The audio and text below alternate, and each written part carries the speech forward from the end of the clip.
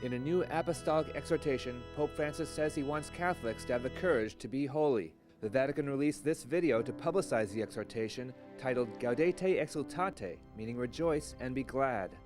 The Pope starts off saying, "My modest goal is to repropose the call to holiness in a practical way for our own time."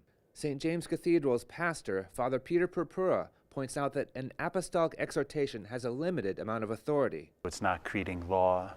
The nature of an exhortation is to kind of put an accent on something, to point out something, to encourage the implementation of something. Pope Francis says not just canonized saints, but people working hard to support families are examples of holiness. The elderly and those facing health issues teach the holiness of compassion, the Pope writes. In the Diocese of Brooklyn, the faithful say their parishes offer life-giving support. Living in holiness, to me, it saved my life. I fell 2 years ago and I broke my neck. And if it wasn't for our Lord, the Blessed Mother, praying, Father Anthony, the members of our church praying for me, I don't think I would be here today.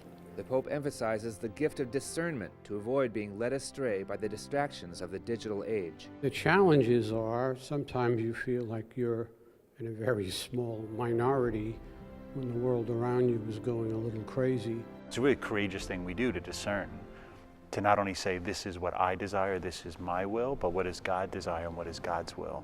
In the exhortation's final chapter, the Pope calls the Christian life a constant battle, but he says this battle is sweet, for it allows us to rejoice each time the Lord triumphs in our lives.